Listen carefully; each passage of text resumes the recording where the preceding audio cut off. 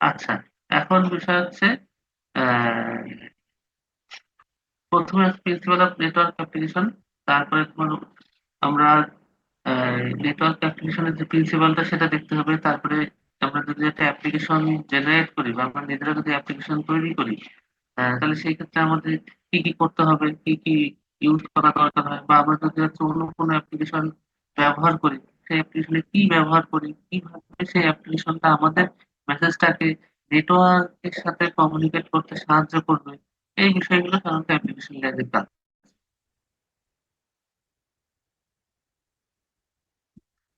আচ্ছা, এখানে গোলগুলো দেওয়া আছে। আহ, তারপর হচ্ছে কিছু অ্যাপস দেওয়া আছে, কোন কোন অ্যাপস আমরা ব্যবহার করি সোশ্যাল নেটওয়ার্কিং এর ক্ষেত্রে, ওয়েবের ক্ষেত্রে, টেক্সট মেসেজের ক্ষেত্রে, ইমেইলের ক্ষেত্রে, মাল্টি ইউজার নেটওয়ার্ক গেমস এর ক্ষেত্রে, স্ট্রিমিং স্টুডিও ভিডিওর ক্ষেত্রে, পি ফাইল শেয়ারিং এর ক্ষেত্রে, ভয়েস ওভার আইপির ক্ষেত্রে। আমরা এই সব ক্ষেত্রে মোটামুটি দেখা যাচ্ছে যে আমাদের কিন্তু অ্যাপ্লিকেশন ব্যবহার করে থাকি। তার মানে আমরা কমিউনিকেশনের জন্য, যে কোনো টাইপের কমিউনিকেশনের জন্যই কিন্তু আমাদের অ্যাপস দরকার হবে। আচ্ছা, একটা নেটওয়ার্ক অ্যাপ্লিকেশন তৈরি করতে গেলে কি করতে হবে? প্রথমে একটা প্রোগ্রাম লিখতে। দেখো, লিখতে right programs that run on different instance. তাহলে প্রথম কাজ হচ্ছে আমাদের প্রোগ্রাম লেখা। অনেকেই বলে যে স্যার, আমি তো নেটওয়ার্কিং এর স্টুডেন্ট, আমাকে প্রোগ্রামিং কেন দরকার? প্রোগ্রামিং, আমাদের শুরুই কমিউনিকেশন শুরুই হচ্ছে কিন্তু প্রোগ্রামিং। তুমি যদি একজন নেটওয়ার্ক ইঞ্জিনিয়ার যদি ভালো প্রোগ্রামার হয়, সে কিন্তু অনেক অনেক বিশাল একটা জিনিস তৈরি করতে পারে। কারণ সে যে প্রোগ্রামিংটা ভালো বুঝবে, সে কিন্তু কমিউনিকেশন সেক্টরটা অনেক ইজিলি ধরতে পারে। এই জন্য প্রোগ্রামিংটা খুব জরুরি। আমাদের প্রথম একটা অ্যাপ্লিকেশন তৈরি করতে গেলেই ফার্স্টে দরকার হয় একটা প্রোগ্রাম। এখন তুমি যখন একটা প্রোগ্রাম লিখবা, তখন সেই প্রোগ্রামটা রান করানোর জন্য একটা স্টেশন দরকার হবে। ঠিক আছে, তুমি কিন্তু এমনি প্রোগ্রাম লিখে হবে না। তুমি যাতে হচ্ছে ইউজাররা যাতে তোমার সেই প্রোগ্রামটা ব্যবহার করতে পারে, তার জন্য তোমাকে স্টেশন লাগবে। এখন এই স্টেশনটা কি হতে পারে? তুমি এই স্টেশনটা দেখবা, আজ থেকে মনে করো 8-10 বছর আগে যখন কোনো প্রোগ্রাম, অ্যাপ্লিকেশনের জন্য কোনো প্রোগ্রাম লেখা হতো, তখন সেই অ্যাপ্লিকেশনের সেই প্রোগ্রামটা একটা নির্দিষ্ট স্টেশনের জন্যই প্রযোজ্য হতো। হয়তো বা সেই অ্যাপ্লিকেশনটা শুধুমাত্র কম্পিউটারের জন্যই প্রযোজ্য। কম্পিউটার ছাড়া সেই অ্যাপ্লিকেশনটা অন্য কোথাও কাজ করবে না। যখন তোমার আস্তে আস্তে ডেভেলপ হয়েছে, যখন তোমার সেটা ডেভেলপ হয়েছে, তখন সেই ডেভেলপ ফলে কি হয়েছে, আমাদের ওই অ্যাপ্লিকেশন গুলা দেখা গেছে যাচ্ছে আমরা মোবাইলে ইউজ করা শুরু করতে পারি। এখন মোবাইলের সাথে সাথে অ্যাপ্লিকেশন কিন্তু দেখা যাচ্ছে যে আমরা আরো অনেক ডিভাইসে আমরা ইউজ করতে পারি। কি বোঝা গেছে?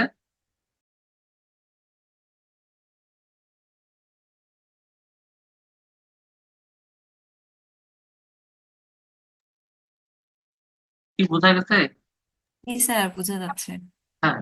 এখন বিষয়টা হচ্ছে, আহ, তোমার যখন হচ্ছে অ্যাপ্লিকেশন তুমি তৈরি করে ফেলবা, তো এই তৈরি করার সময় তোমাকে অনেক জিনিস তোমাকে খেয়াল রাখতে হবে। প্রথমে খেয়ালটা যেটা, সেটা হচ্ছে তুমি কোন সিস্টেমের জন্য তুমি তৈরি করবে। এখন একই অ্যাপ্লিকেশন কিন্তু এখন মাল্টি সিস্টেমে কিন্তু ইউজ করা শুরু হয়ে গেছে, যেটা আজ থেকে 10 বছর আগেও ছিল না। এখন যে কোনো অ্যাপ্লিকেশন তুমি দেখবা, আইফোনের জন্য আছে, অ্যান্ড্রয়েডের জন্য আছে, আবার সেটা ডেস্কটপের জন্য আছে। তোমার হচ্ছে আবার ওই কিছু কিছু কিওস্ক মেশিন আছে, সেই মেশিনের জন্য আছে। তোমার ওভারঅল মোটামুটি যত রকমের সিস্টেম আছে, সব সিস্টেমের জন্য কিন্তু অ্যাপ্লিকেশন তৈরি করতে হয়। নাহলে দেখা যাবে যে তুমি যদি শুধুমাত্র ডেস্কটপের জন্য ইউজ করো, তাহলে সেই সেই অ্যাপ্লিকেশন কিন্তু তুমি মোবাইলে ইউজ করতে পারবে না। তাহলে তুমি যার সাথে কমিউনিকেট করতে চাচ্ছ, তার যদি ডেস্কটপ না থাকে, তার যদি শুধু মোবাইল থাকে, তার সাথে তুমি কিন্তু কমিউনিকেট করতে পারবে না, তোমার ওই অ্যাপ্লিকেশন তার মোবাইল সাপোর্ট না। ঠিক আছে। আচ্ছা, তারপরে হচ্ছে কমিউনিকেট ওভার নেটওয়ার্ক। এখন তুমি যে অ্যাপ্লিকেশন তৈরি করবে, তার একটা ক্ষমতা থাকতে হবে, সে যেন তোমার নেটওয়ার্কটা ইউজ করতে পারে। তুমি অ্যাপ্লিকেশন তৈরি করে ফেললা, বাট সেই অ্যাপ্লিকেশনটা আসলে নেটওয়ার্ক নেটওয়ার্ক তোমার হচ্ছে ইউজ করতে পারতেছে না, তাহলে কিন্তু তোমার সেই অ্যাপ্লিকেশন কোনো কাজে লাগবে। তোমার অ্যাপ্লিকেশন তোমার ডেস্কটপে থাকবে, বা তোমার অ্যাপ্লিকেশন যারা ইউজ করছে তারা তাদের মোবাইলেই থাকবে। তুমি কিন্তু সেই অ্যাপ্লিকেশন ইউজ করে কমিউনিকেট করতে পারবে না, কিন্তু সেই সেই অ্যাপ্লিকেশন নেটওয়ার্ক ইউজ নেটওয়ার্ক যদি ব্যবহার করতে না পারে। ঠিক আছে? যেমন হচ্ছে ওয়েব সার্ভার সফটওয়্যার, তারপরে কমিউনিকেট ওয়েব, ব্রাউজার সফটওয়্যার। এই যে তোমার ওয়েব সার্ভার সফটওয়্যার বা ব্রাউজার সফটওয়্যার এগুলো কিন্তু তোমার সরাসরি তোমার হচ্ছে নেটওয়ার্ক ব্যবহার করে। এখন এই নেটওয়ার্ক ব্যবহার করে কিন্তু এদের কাজ করতে। নাহলে তুমি মনে করো যেকোনো একটা জিনিস সার্চ করার জন্য তুমি হচ্ছে লিখলা, কিছুক্ষণ পরে দেখা যাবে যে তোমার তুমি যেটা চাচ্ছ সেই জিনিসটা তোমার পেজটা তোমার সামনে চলে আসছে। এটা পেজটা যে সামনে আসবে, এটা কি জন্য আসছে? তোমার এই নেটওয়ার্কটা কিন্তু ব্যবহার করতে পারছে বলেই আসছে। এখন তার জন্য অবশ্যই তোমাকে নেটওয়ার্কটা ইউজ করার ক্ষমতা তোমার ব্রাউজারে বা সফটওয়্যার থাকবে। আচ্ছা, তারপরে লাইনটা দেখো, no need to write software for network port device. Network port ডিভাইসের জন্য কিন্তু তোমার সফটওয়্যার রাইট মানে অ্যাপ্লিকেশন রাইট করার দরকার নেই। তোমাকে কি করতে হবে? তোমাকে হচ্ছে তোমার অ্যাপ্লিকেশনটা এমন ভাবে তৈরি করতে হবে যাতে হচ্ছে সেই অ্যাপ্লিকেশনটা তোমার ওই নেটওয়ার্কের পোর্ট ডিভাইস তোমার কানেক্ট করতে পারে। এটা হচ্ছে কাজ। Network port device do not run user application. ঠিক আছে? Application on in system allow for rapid app development.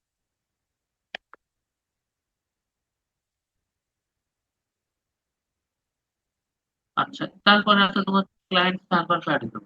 Client server বলতে হচ্ছে বোঝাচ্ছে যে আমাদের পুরো সিস্টেমটা আছে, পুরো নেটওয়ার্ক সিস্টেম, পুরো কমিউনিকেশন সিস্টেমটা আছে, সেইখানে হচ্ছে তোমার আমাদের কিন্তু একটা গ্রুপ আছে ক্লায়েন্ট, একটা গ্রুপ আছে সার্ভার। ঠিক আছে?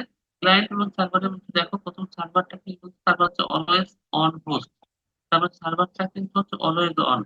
সার্ভারের সিস্টেমটা এমনই যে এর সারা 24/7 একে অন থাকতে হবে। এটা হচ্ছে এদের প্রধান কাজ। ঠিক আছে? যদি অফ, সার্ভার যদি অফ থাকে তাহলে কিন্তু আমাদের কমিউনিকেশন সিস্টেমটাই আমাদের তোমার ফল করবে। তো সার্ভার ফার্স্ট অফ অল হচ্ছে সার্ভারকে অন থাকতে হবে অলওয়েজ। হচ্ছে পার্মানেন্ট টাইপ অ্যাড্রেস। সার্ভারকে অবশ্যই একটা পার্মানেন্ট টাইপ অ্যাড্রেস দিয়ে রাখবে। আমরা নর্মাল ইউজাররা কোনো আইপি অ্যাড্রেস চেঞ্জ করে ফেলতে পারি।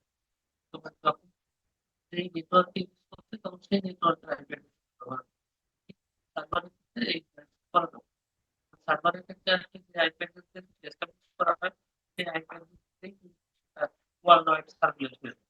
তো সেই আইপি অ্যাড্রেস চেঞ্জ করে সুযোগ নেই। কিন্তু ক্লায়েন্টের ক্ষেত্রে কি হবে? ক্লায়েন্ট কিন্তু যখন তখন অফ হইতে পারবে, যখন অন অন হইতে পারে, যে কোনো সময় রিকোয়েস্ট পাঠাতে পারবে। আবার রিকোয়েস্ট পাঠায় দিচ্ছে, ওদিকে আবার আবার মনে করো পোস্ট বন্ধ করে দিচ্ছে, এটাও হতে পারে। তারপর ডাইনামিক আইপি অ্যাড্রেস ইউজ করতে পারে। ঠিক আছে? এটা করতে পারে। আর তোমার ক্লায়েন্ট সার্ভার যে ইন্টারাকশন সিস্টেমটা, সেখানে কিন্তু তোমার একটা ক্লায়েন্ট আর একটা ক্লায়েন্টের সাথে সরাসরি কমিউনিকেট পারবে না, তার ভায়া সার্ভার ছাড়া। ঠিক আছে? তারপর হচ্ছে ক্লায়েন্ট সার্ভার ইন্টারাকশন, ক্লায়েন্ট শুধুমাত্র সার্ভারের সাথে কমিউনিকেট করবে, সার্ভার সেটা ছাড় করবে। ক্লায়েন্টের সার্ভার ইন্টারাকশনের ক্ষেত্রে কিন্তু ক্লায়েন্ট ক্লায়েন্টের সাথে কমিউনিকেট করবে না। এটা হচ্ছে ক্লায়েন্ট সার্ভার ইন্টারাকশন। আর যদি তোমার হচ্ছে পিয়ার টু পিয়ার আর্কিটেকচার হয়, সেখানে দেখা যাবে যে আসলে কোনো তোমার সার্ভার থাকে না, সার্ভার সিস্টেম থাকে না। এখানে তোমার প্রত্যেকটা ক্লায়েন্ট আর একটা ক্লায়েন্টের সাথে কমিউনিকেট করবে। ক্লায়েন্ট টু ক্লায়েন্ট আর্কিটেকচার, এটাকে বলা হয় peer to peer architecture. No always on server. তার মানে হচ্ছে ওই সার্ভার যে সিস্টেমটা তারা সবসময় অন থাকতে হবে এরকম কোনো ব্যাপার নেই। আহ, তুমি যখন হচ্ছে তোমার কোনো জিনিস প্রয়োজন হবে, তোমার হচ্ছে আমরা টরেন্ট ব্যবহার করি। টরেন্টের ক্ষেত্রে কি হয়? আমরা ফাইল শেয়ারিং করি। তুমি কোনো একটা জিনিস খুঁজতেছো, এখন দেখা যাবে সেই জিনিসটা ওই সময় ওই নেটওয়ার্কে সেই জিনিসটা যার কাছে আছে তার সাথে তুমি সরাসরি কমিউনিকেট করে তুমি একটা ফাইলটা নিয়ে নেবে। এটা হচ্ছে তোমার পেয়ার টু পেয়ার। আচ্ছা, এবার হচ্ছে প্রসেস কমিউনিকেশন। প্রসেস জিনিসটাকে, প্রসেস হচ্ছে একটা প্রোগ্রাম যেটা হোস্টের ভিতরে রান করা হয়। দেখো, process is a program that running within a host. একটা একটা হোস্টের মধ্যে যে প্রোগ্রামটা রান করা হয় সেটা হচ্ছে process. Within same host to process communicate using inter process communicate. এখন একটা প্রসেস, একটা তোমার হোস্টের মধ্যে অনেকগুলো প্রসেস রান করতে পারে। তো একটা প্রসেস যখন ওই একটা নির্দিষ্ট হোস্টের মধ্যেই একটা প্রসেস যখন আরেকটা প্রসেসের সাথে কমিউনিকেট করে, সেটাকে বলা হচ্ছে ইন্টার প্রসেস কমিউনিকেশন। এই ইন্টার প্রসেস কমিউনিকেশনটা ঘটে কোথায়? আমাদের ল্যাপটপ বা ডেস্কটপে। আমাদের ডেস্কটপে যখন হচ্ছে আমরা অন করি, ডেস্কটপ অন করার সঙ্গে সঙ্গে যখন অপারেটিং সিস্টেমটা অন হয়, তখন অপারেটিং সিস্টেম নিজে যেমন একটা প্রসেস, ঠিক সেরকম আমাদের অপারেটিং সিস্টেম অন হওয়ার সাথে সাথে আরো অনেকগুলো কিন্তু প্রসেস অন হয়। তোমরা কিন্তু দেখতে পারো চাইলে যে আমাদের একটা ডেস্কটপে কি কি প্রসেস অন হয়ে আছে।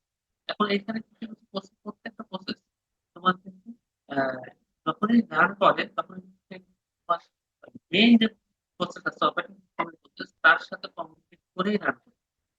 এবং এই যে তোমার হচ্ছে একটা প্রসেস আরেকটা প্রসেস সাথে কমিউনিকেট করছে এইটাকেই বলা হয় ইন্টার কমিউনিকেশন। আচ্ছা, আর যদি হচ্ছে একটা প্রসেস অন্য কোনো হোস্টের সাথে কোনো প্রসেসের সাথে কমিউনিকেট করে সেটাকে আমরা সাধারণত আসলে কমিউনিকেশন বলে থাকি। Process in define host communicate by exchanging message.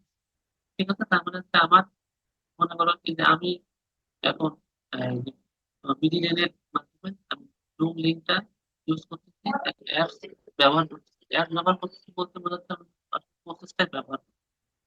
Zoom লিঙ্কের যে অ্যাপ্লিকেশনটা আছে সেই অ্যাপ্লিকেশনের একটা প্রসেস ব্যবহার করতেছি এবং তোমাদের কাছেও কিন্তু same একই প্রসেস তোমরা ব্যবহার করতেছি। এখন এইখানে কিন্তু আসলে আমাদের যে কমিউনিকেশনটা হচ্ছে সেটা কিন্তু দেখা যাচ্ছে যে মেসেজিং এর মাধ্যমে আমি যে কথাটা বলছি সেই কথাটা কোনো একটা বিষয়ে তোমাদের কাছে মেসেজিং এর মাধ্যমে যাচ্ছে, আবার সেটা রূপান্তর হয়ে তোমরা কিন্তু শুনতে পাচ্ছ। ঠিক এটাই কিন্তু আসলে আহ, একটা হোস্টের একটা প্রসেসের সাথে অন্য হোস্টের একটা প্রসেসের কমিউনিকেশন চলছে। ঠিক আছে। আচ্ছা, এখন ক্লায়েন্ট ক্লায়েন্ট প্রসেস আর সার্ভার প্রসেস। ক্লায়েন্ট প্রসেস হচ্ছে প্রসেস দ্যাট ইনিশিয়েট কমিউনিকেশন, আর server process that wait to be contacted. তার মানে হচ্ছে ক্লায়েন্ট প্রসেস অলওয়েজ তোমার হচ্ছে সার্ভিস দেওয়ার জন্য রিকোয়েস্ট করবে, আর সার্ভার প্রসেস হচ্ছে অলওয়েজ তোমার সার্ভিস দেওয়ার জন্য বসে থাকবে। আচ্ছা, এখন আরেকটা গুরুত্বপূর্ণ পয়েন্ট হচ্ছে তোমার সকেট।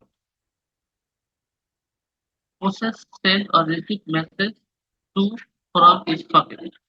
কারণ সকেট শব্দটার কিন্তু সাথে কিন্তু আমরা পরিচিত, আমাদের প্রত্যেকেই সকেট ব্যবহার করছি। সকেটটা আসলে সেরকমই যে এটা আসলে তোমার এই অ্যাপ্লিকেশন লেয়ারের সাথে কানেক্টেড থাকে। তোমার যখন একটা প্রসেস মেসেজ পাঠায় বা মেসেজ গ্রহণ করে তখন সেটা কিন্তু আসলে সকেটের মধ্য দিয়েই ঘটে। দেখো ক্লিয়ারলি দেখো তোমার হচ্ছে অ্যাপ্লিকেশন লেয়ারে আর ট্রান্সপোর্ট লেয়ারের মধ্যবর্তী স্থানে কিন্তু একটা সকেট রাখা আছে। তার মানে হচ্ছে ট্রান্সপোর্ট লেয়ার যখন কোনো মেসেজ অ্যাপ্লিকেশন লেয়ারকে পাঠাবে তখন সেটা সকেটের মধ্যে দিয়ে পাঠাবে। আবার অ্যাপ্লিকেশন লেয়ার যখন অ্যাপ্লিকেশন লেয়ারের প্রসেস যখন কোনো মেসেজ পাঠাবে তখন সেটা কিন্তু সকেটের মধ্যে দিয়ে পাঠাবে। তো সকেটটা কিন্তু খুব গুরুত্বপূর্ণ বিষয়। সকেট অ্যানালগাস টু ডোর, মানে সকেটটা আসলে দরজার মতো করে ব্যবহার হয়। সেন্ডিং প্রসেস সব মেসেজ আউটডোর। যখন তোমার সেন্ডিং প্রসেসের ক্ষেত্রে মেসেজটা পাঠাবে তোমার সকেট হয়ে, আবার sending process release on transport infrastructure on other side of door to deliver message socket at receiving process. Sending process যখন রিসিভিং প্রসেসের কাছে কোনো মেসেজ পাঠাবে তোমার তখন হচ্ছে এই ডোর হয়ে পাঠাবে এবং রিসিভিং সাইডটাও তোমার সেই ডোর হয়ে গ্রহণ করবে। ঠিক আছে। আচ্ছা, এবার হচ্ছে অ্যাড্রেসিং প্রসেস। অ্যাড্রেসিং প্রসেস কিভাবে হবে আসলে আমরা মনে করো একটা হোস্ট আর একটা হোস্টের সাথে কমিউনিকেট করবে। এখন একটা হোস্টের কিন্তু তোমার হচ্ছে অনেকগুলা সকেট থাকতে পারে, অনেকগুলা তোমার প্রসেস থাকতে পারে। এখন অনেকগুলো প্রসেসের মধ্যে কোন প্রসেস আসলে মনে করো কে কার সাথে কমিউনিকেট করতেছে এটা আসলে বুঝবো কিভাবে, যদি হচ্ছে আমরা ঠিক মতো আইডেন্টিফায়ার আমরা ব্যবহার করতে না পারি তাহলে কিন্তু আমরা বুঝবো। বোঝা যাচ্ছে? স্যার শোনা যাচ্ছে কিন্তু ওই যে নেটওয়ার্কের প্রবলেমটা আছেই আর কি। শোনা যাচ্ছে স্যার।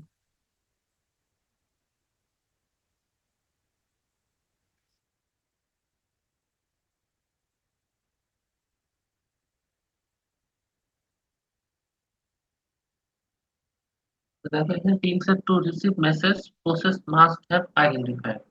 তার মানে আমরা যখন মেসেজ গ্রহণ করব বা মেসেজ পাঠাবো সেখানে কিন্তু অবশ্যই একটা আইডেন্টিফায়ার লাগবে। আচ্ছা, host device has unique 32 bit IP address. আচ্ছা, উম, এটা কিন্তু আমরা সবাই জানি যে একটা হোস্ট যখন কমিউনিকেট করতে চায় তাকে কিন্তু অবশ্যই 32 বিটের একটা আইপি অ্যাড্রেস লাগে। সেটা কিন্তু হোস্টের ক্ষেত্রে লাগে। ঠিক আছে। আচ্ছা, এখন হোস্ট বলতে বোঝাচ্ছে কিন্তু ডিভাইসটা, কিন্তু প্রসেস তো আর ডিভাইস না। প্রসেসটা হচ্ছে তোমার এই হোস্টের ভিতরে রানিং প্রোগ্রাম। ঠিক আছে। আচ্ছা, তাহলে প্রসেসটা কি হচ্ছে তোমার যেহেতু রানিং প্রোগ্রাম প্রসেসের কিন্তু আইডেন্টিফিকেশন আইপি অ্যাড্রেস দিয়ে সম্ভব না। আইডি আইপি দিয়ে আহ, সম্ভব হচ্ছে কোনটা, সেটা হচ্ছে তোমার হোস্টটাকে আইডেন্টিফাই করা। কিন্তু তোমার যদি তুমি প্রসেসটা আইডেন্টিফাই করতে চাও, তাহলে সেই ক্ষেত্রে আমাদের যেটা লাগবে সেটা হচ্ছে তোমার পোর্ট নাম্বার। পোর্ট নাম্বার লাগবে আমাদের ওই প্রসেসটাকে আইডেন্টিফাই করার জন্য। যেমন পোর্ট নাম্বার কি, আমাদের যদি এইচটিটিপি সিস্টেম ব্যবহার করি, এইচটিটিপি ব্যবহার করলে তার সেই সার্ভারের পোর্ট নাম্বার হচ্ছে 80। যদি আমরা মেইল সার্ভার সিস্টেম ব্যবহার করি সেটার পোর্ট নাম্বার হচ্ছে 25। ঠিক আছে? তাহলে এখন দেখো, to to send HTTP message, একটা তোমার ইউআরএল দেওয়া আছে। সেই ওয়েব সার্ভারের কাছে যদি হচ্ছে আমি একটা এইচটিটিপি মেসেজ পাঠাতে চাই, তাহলে সেই ক্ষেত্রে আইপি অ্যাড্রেস তো আইপি অ্যাড্রেসের মতো হবে, আর পোর্ট নাম্বার হবে এই। এটা হচ্ছে মূল বিষয়। যেহেতু আমি এইচটিটিপি মেসেজ পাঠাচ্ছি, তাহলে আমার এইচটিটিপি পোর্ট নাম্বারটাই ব্যবহার করতে হবে। তাহলে সেই ক্ষেত্রে আমাদের আসলে আইডেন্টিফায়ার বলতে বোঝাচ্ছে দুইটা জিনিস। একটা হচ্ছে পোর্ট নাম্বার, আর একটা হচ্ছে আইপি। যদি এই দুইটা জিনিস ঠিক থাকে, তাহলে দেখা যাবে যে আমি যে মেসেজ পাঠাবো সেই মেসেজটা সঠিক হোস্টের কাছেও পৌঁছাবে, আবার সঠিক হোস্টে সঠিক তোমার প্রসেসের কাছেও পৌঁছাবে। নাহলে দেখা যাবে যে হচ্ছে আমার অনেকগুলো প্রসেস রান করতেছে, একটা মেসেজ যদি তোমার এক মেসেজ যদি অন্য প্রসেসের কাছে চলে যায়, তাহলে দেখা যাবে কিন্তু সেটা কমিউনিকেশন হইতে হইতেও আর বললো না, সেটা এরকম হয়ে যাবে। আচ্ছা, এখানে লিখছে তোমার হচ্ছে কি টাইপের মেসেজ তুমি এক্সচেঞ্জ করবা, রিকোয়েস্ট মেসেজ না রেসপন্স মেসেজ। কারণ যখনই তোমার কোনো মেসেজ এক্সচেঞ্জ হয়, তখন সেখানে দুই রকম মেসেজ থাকে, একটা হচ্ছে রিকোয়েস্ট মেসেজ, একটা হচ্ছে এক্সচেঞ্জ। এটা তোমাকে কিন্তু ইন্ডিকেট করার একটা ব্যবস্থা থাকতে হবে, যাতে করে একটা মেসেজ বোঝা যায় যে এটা হচ্ছে রিকোয়েস্ট মেসেজ না রেসপন্স মেসেজ। তার মেসেজে তোমার সিনট্যাক্স থাকতে হবে, একটা নির্দিষ্ট সিনট্যাক্স থাকতে হবে। যে সিনট্যাক্স দেখে তোমার বোঝা যাবে যে মেসেজের ভিতরে কি কি আছে।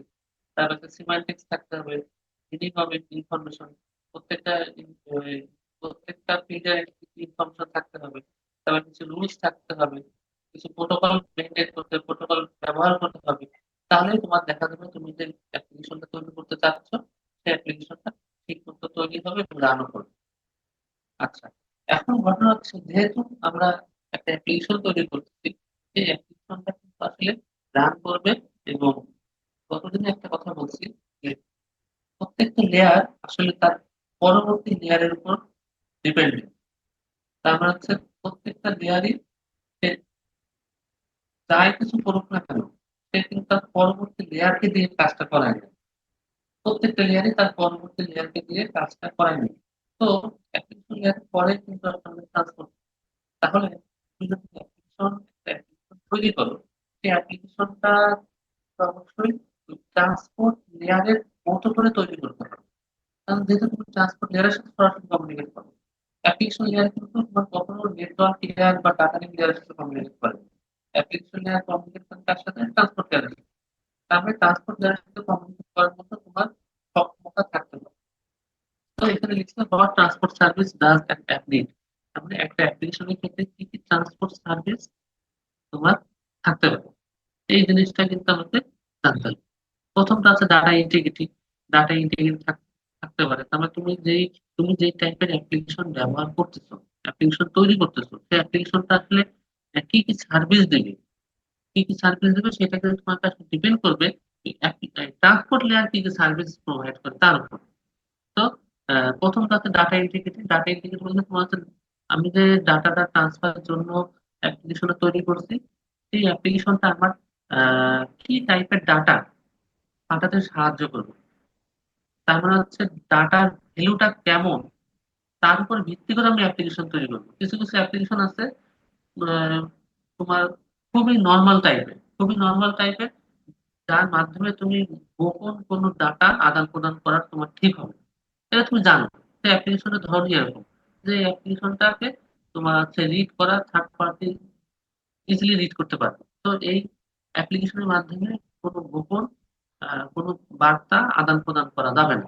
আবার কিছু কিছু অ্যাপ্লিকেশন আছে খুবই হাইলি ভ্যালুয়েবল, তোমার হচ্ছে শুধুমাত্র ডাটা আদান প্রদান মানে মেসেজ আদান প্রদান করার ক্ষেত্রে।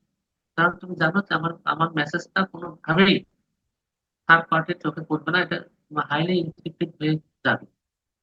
তো তোমার অ্যাপ্লিকেশন দুই রকম হতে পারে। একটা হচ্ছে নর্মাল, ডাটা নর্মাল মেসেজ পাঠানোর জন্য, আর একটা হচ্ছে তোমার খুব ভ্যালুয়েবল মেসেজ পাঠানোর জন্য। এটাই বোঝাচ্ছে তোমার data integrity. As well as তোমার থ্রুপুট। থ্রুপুট হচ্ছে কিছু অ্যাপস আছে যেগুলোর জন্য কিন্তু তোমার খুব বেশি মিনিমাম একটা অ্যামাউন্টের থ্রুপুট কিন্তু অবশ্যই লাগে। যেমন মনে করো তুমি যদি হচ্ছে এখন মাল্টিমিডিয়া কোনো প্রোগ্রাম তুমি যদি হচ্ছে দেখো, এখন সেখানে যদি তোমার একটা মিনিমাম থ্রুপুট তোমাকে ইনশিওর না করে, তাহলে দেখা যাবে যে তোমার সেই ভিডিওটা তুমি কিন্তু ঠিক মতো দেখতে পাবে না। ঠিক আছে, বারবার কেটে কেটে যাবে, বাফারিং হবে। এটা কিন্তু তোমার সেই অ্যাপ্লিকেশনটাকে তখন ভালো বলা যাবে না। তো তোমার অ্যাপ্লিকেশনটা যদি হচ্ছে ওই ওই নির্দিষ্ট মাল্টিমিডিয়া দেখার জন্যই তৈরি করে থাকো, তাহলে তোমাকে এই থ্রুপুটটাকে ইনশিওর করতে হবে। তখন তোমাকে ডাটা ইন্টিগ্রিটি ইনশিওর না করলেও চলবে। তারপর আছে টাইমিং। টাইমিংটা আছে, কিছু কিছু অ্যাপস আছে যেগুলো তোমার হচ্ছে অনলাইন গেমস এর জন্য প্রযোজ্য, এবং সেই অনলাইন গেমসটা এতটাই গুরুত্বপূর্ণ যে তোমার 1 মিলি সেকেন্ড যদি তুমি হচ্ছে এদিক ওদিক হয়ে যায়, তখন দেখা যাবে যে তোমার সেই গেমসটা তুমি হেরে যেতে পারো। ঠিক আছে, মনে করো তুমি হচ্ছে ফুটবল খেলতেছো অনলাইনে, এখন তোমার আহ বিপক্ষ দল থেকে তোমার শুট করছে, তোমার গোলকিপার লাফ দিবে, এই সময় যদি তুমি হচ্ছে জাস্ট 1 মিলি সেকেন্ডের জন্য তোমার হচ্ছে বাফারিং হয়, তখন তোমার গোলকিপার কিন্তু লাফ দিতে পারবে না, কারণ সে দেখেনি বলটা কোন দিকে থ্রো করছে। তো দেখা যাবে যে আলটিমেটলি কি হবে, তুমি হেরে যাবে, গোল খেয়ে যাবে। এখন এইসব ক্ষেত্রে, এইসব গেমের ক্ষেত্রে কিন্তু টাইমিংটা খুব গুরুত্বপূর্ণ। ঠিক আছে, তো দেখুন দেখা যাবে যে তোমাকে টাইমিংটা এখানে সর্বোচ্চ পরিমাণ তোমার হচ্ছে ইনশিওর করতে হবে। তো এরকম তোমার সিকিউরিটি সিকিউরিটি কোনো কোনো ক্ষেত্রে তোমার সিকিউরিটি এনক্রিপশন, ডাটা ইন্টিগ্রিটি, এগুলো সব ইনশিওর করবে। কিছু কিছু ক্ষেত্রে তোমার সিকিউরিটি খুব বেশি সিকিউরিটি না থাকলেও চলবে। এখন তুমি কি টাইপের আসলে অ্যাপ্লিকেশন তৈরি, কি টাইপের তুমি আসলে সার্ভিস দিবা, তার উপর ভিত্তি করে তোমাকে অ্যাপ্লিকেশনটা তৈরি করবে।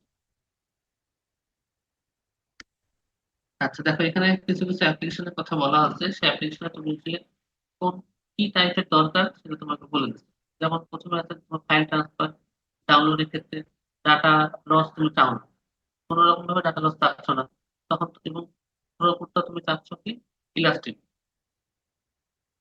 টাইম সেন্সিটিভ তোমার কাছে গুরুত্বপূর্ণ না, তবে তোমার কাছে যদি হচ্ছে ফাইলের মেসেজটা গুরুত্বপূর্ণ হয়ে থাকে, সেক্ষেত্রে টাইমটা তোমার যদি হচ্ছে 2 সেকেন্ড, 5 সেকেন্ড, 10 সেকেন্ড পরেও যদি সে রিসিভার মেসেজটা গ্রহণ করে, কোনো ব্যাপার না, কিন্তু আমাকে আমার মেসেজটা যেন ঠিকঠাক মতো দেয়, তখন তুমি এইভাবে একটা নির্দিষ্ট ট্যাগ তৈরি করতে পারো। ইমেলের ক্ষেত্রেও সেম, আমি কোনো রকম লস চাচ্ছি না। ওয়েব ডকুমেন্টের ক্ষেত্রেও সেম, আমি কোনো রকম লস চাচ্ছি না, আমার সময় বেশি লাগুক সমস্যা নেই। কিন্তু কিন্তু দেখা যাবে হচ্ছে রিয়েল টাইম ভিডিওর ক্ষেত্রে আমার,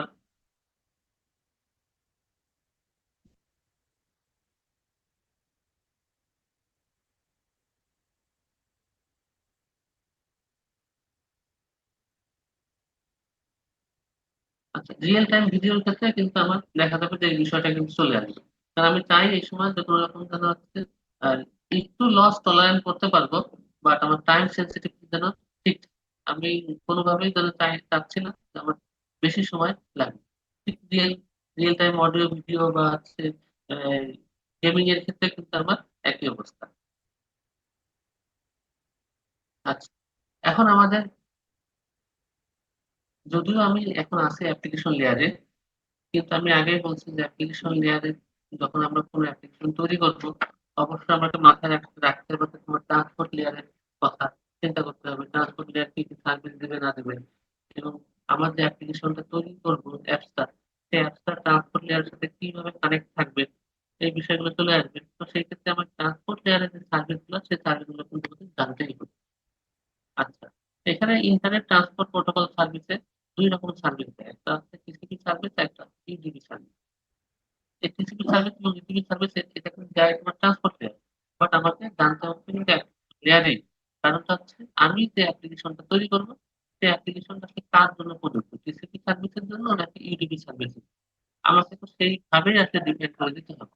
না হলে দেখা যাবে যে আমি অ্যাপ্লিকেশন করলাম, অ্যাপ্লিকেশন তৈরি করলাম, ইউটিপি সার্ভিস বললাম না, তাহলে কিন্তু সেই অ্যাপ্লিকেশনটা ট্রান্সপোর্ট লেয়ারের সাথে কমিউনিকেটই করতে পারবে। সে দূরে কোথাও যাবে কিভাবে, সে তো ট্রান্সপোর্ট লেয়ারের সাথে কমিউনিকেট করতে পারবে না। বোঝা গেছে? মনে করো তুমি হচ্ছে আমাদের ইউনিভার্সিটি বারান্দা দিয়ে হাঁটতেছো, কিন্তু তুমি জানোই না তুমি আসলে কোন টিচারের রুমে ঢুকবা। তাহলে তোমাকে তো ওই বারান্দা দিয়ে হাঁটতে হবে, তুমি তো কোনো টিচারের রুমে ঢুকতেই পারবে না, কারণ তুমি জানোই না আসলে কোন টিচারের রুমে ঢুকবা। এখন বিষয়টা এরকমই, মেসেজটা অ্যাপ্লিকেশন লেয়ারে ঘোরাঘুরি করবে। ট্রান্সপোর্ট লেয়ারের আসলে কার কাছে যাবে? এসপির কাছে যাবে না ইউটিপির কাছে যাবে, সেটাই তো বুঝতে পারবে, তাহলে তো হবে না। আচ্ছা, এখন টিসিবি সার্ভিস গুলো জানতে হবে। টিসিবি সার্ভিস কি সার্ভিস দেয়? টিসিবি হচ্ছে রিলায়েবল ট্রান্সপোর্ট সার্ভিস দিবে বিটুইন সেন্ডিং এন্ড রিসিভিং প্রসেসের মধ্যে। তারপরে টিসিবির মধ্যে তোমার ফ্লো কন্ট্রোল থাকবে। তারপরে হচ্ছে sender won overflow receiver. Flow control বলতে বোঝাচ্ছে হচ্ছে আমাকে যখনই বেশি পরিমাণ প্যাকেট আমি যখন পাঠাতে শুরু করব, তখন দেখা যাবে যে ওই যে গতদিন আমরা পড়ছিলাম, বেশি পরিমাণ প্যাকেট পাঠাতে গেলে দেখা যাবে যে রাউটারের আউটপুট পোর্টে তোমার বাফারিং হবে, তোমার বাফারে থাকবে, এবং যখন বাফার ফুল হয়ে যাবে তখন ডাটা লস হবে। তখন এই জিনিস ডাটা লস যেন না হয়, তখন সেক্ষেত্রে কি করতে হয়, আমাকে ফলো কন্ট্রোল করতে হয়। ঠিক ফলো কন্ট্রোলের মতো কন্ডিশন কন্ট্রোল আছে, কন্ডিশনও যেন না হয় সেইভাবে কন্ট্রোল করতে হয়। তারপরে কানেকশন ওরিয়েন্টেড, আমাদের কিছু বলা হয় কানেকশন ওরিয়েন্টেড প্রোটোকল। তার মানে হচ্ছে যখন কোনো ডাটা পাঠানো হয় তখন কানেকশন ওরিয়েন্টেড কানেকশন তৈরি করে তাই পাঠাতে হয়। তো তার মানে তাহলে আমাকে ফ্লো কন্ট্রোল, কন্ডিশন কন্ট্রোল এগুলো কিন্তু মেনটেন করতে হচ্ছে। আর টিসিপি কে বলা হয় হচ্ছে কানেকশন ওরিয়েন্টেড প্রোটোকল। তার মানে যখনই কোনো ডাটা সেন্ডার পাঠাবে মনস্থির করে, এবং সেই ডাটাটা যদি, সেই অ্যাপ্লিকেশন যদি তোমার টিসিপি সিস্টেম ব্যবহার করে, তাহলে তাকে অবশ্যই ডাটা পাঠানোর আগে একটা কানেকশন তৈরি করতে হয়। কানেকশন তৈরি করে তারপরে তাকে ডাটা পাঠাতে হয়। সে তোমার জাস্ট সঙ্গে সঙ্গে ডাটা কখনোই পাঠাবে না, সে আগে কানেকশন এস্টাবলিশ করবে, তারপর সে ডাটা পাঠাবে। এই জন্য এটাকে বলতে হচ্ছে তোমার কানেকশন ওরিয়েন্টেড প্রোটোকল। ঠিক আছে। আর এটা কি কি প্রোভাইড করে না, এটা হচ্ছে timing, minimum throughput, guarantee, security, এটা কিন্তু সবসময় তোমার হচ্ছে প্রোভাইড করবে না। আচ্ছা, ইউডিপির ক্ষেত্রে কি হবে? ইউডিপি হচ্ছে আনরিলায়েবল ডাটা ট্রান্সফার। তার মানে হচ্ছে সেন্ডিং ও রিসিভারের মধ্যে তোমার জাস্ট কোনো রকম রিলায়েবল কোনো ব্যাপার থাকে না, যে সরাসরি তোমার ডাটা আদান প্রদান চলতে থাকে।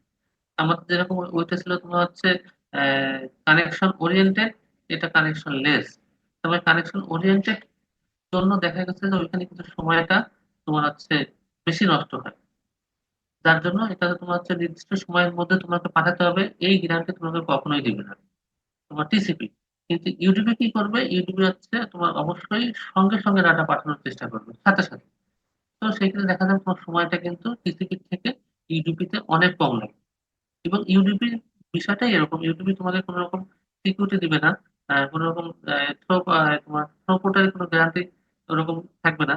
কিন্তু তোমাকে সর্বোচ্চ চেষ্টা করবে তোমাকে তোমার মেসেজটা পাওয়ার সাথে সাথে তোমাকে প্রোভাইড করার। ঠিক আছে, এটা হচ্ছে ইউডিপি সার্ভিসের ব্যাপার।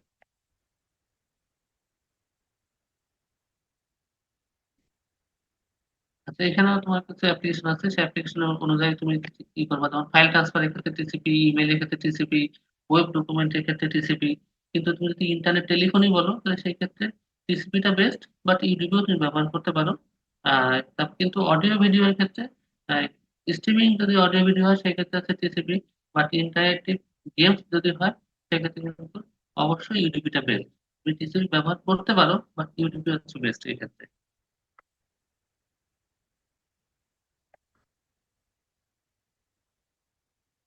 আচ্ছা, ওয়েব অ্যান্ড এইচটিটিপি। আমরা মনে করো ওয়েব বলতে বোঝাচ্ছে হচ্ছে আমরা যে ওয়েবসাইট গুলো ব্যবহার করি, তার নির্দিষ্ট ইউআরএল থাকে, একটা পাথ থাকে। সে- সেই যে পেজটা দেখতে পাই, সেই পেজটাকে সাধারণত হচ্ছে আমরা ওয়েব পেজ বলি। এখন সেই ওয়েব পেজের মধ্যে আসলে কি কি থাকে? অবজেক্ট থাকে, হচ্ছে এইচটিএমএল ফাইল থাকতে পারে, জেপিইজি ইমেজ থাকতে পারে, জাভা অ্যাপ্লেট থাকতে পারে, অডিও ফাইল থাকতে পারে। সবকিছু মিলে কিন্তু আসলে একটা ওয়েব পেজ তৈরি হয়। ঠিক আছে, তাহলে ওয়েব পেজ এবং web page consist of base HTML file which includes several reference objects is addressed by a URL.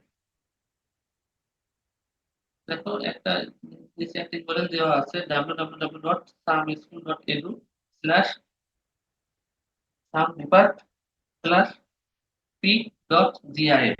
এটা এই মূল টোটাল ইউআরএলটা আসলে কিসের ইউআরএল বলতে পারবা?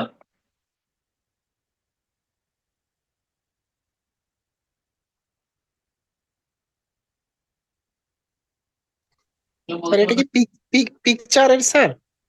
হ্যাঁ, এটা হচ্ছে একটা পিকচারের ইউআরএল।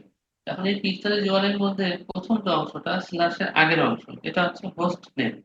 এটা মানে এই নামেই আসলে কিন্তু একটা আমাদের মূল যে ওয়েব পেজটা, সে ওয়েব পেজটা ডিফাইন করা আছে। মূল ওয়েব পেজটা ডিফাইন করা আছে www.tamilschool.edu দিয়ে, এবং এটাকে আমরা হোম পেজও বলতে পারি।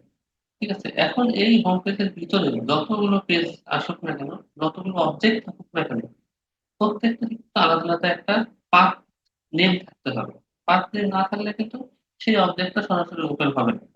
ঠিক আছে, এবং প্রত্যেকটা পাথ নেম মনে করো তোমার www.samschool.edu এটা হচ্ছে হোস্ট নেম, তারপরে স্ল্যাশ যখন সাম ডিপার্টমেন্ট দিবা, তখন নিশ্চয়ই এখানে তোমার ডিপার্টমেন্টের একটা অপশন থাকে, সেই ডিপার্টমেন্ট অপশনের মধ্যে মনে করো ইসি লেখা আছে। তখন তুমি যখন ইসি ক্লিক করবে তখন চলে আসবে কি www.samschool.edu/ইসি। এখন এই ইসির মধ্যে দেখা আবার হয়তো বা তোমার পিকচার দেওয়া আছে। এখন সেই পিকচার তুমি যখন ক্লিক করবে তখন তোমার দেখা যাবে যে আচ্ছা আমার যে পিকচারটা প্রথম ওপেন হবে সেই এটা হচ্ছে সেই পিকচারটা আমাদের ইউআরএল। এখন এই তুমি টোটাল ইউআরএলটা যদি কপি করে তুমি যদি আবার তুমি হচ্ছে গুগলে আবার সার্চ করো, সরাসরি তোমার কিন্তু এই পিকচারটা ওপেন হয়ে যাবে, কারণ টোটাল পাথ নেম সহ তোমার হোস্ট নেমটাও কিন্তু ফুল ইউআরএলটা এখানে অ্যাটাচ করা আছে। বাট তুমি যদি শুধুমাত্র পাথ নেমটা দিয়ে সার্চ করো তাহলে কিন্তু তোমার কিছুই আসবে না।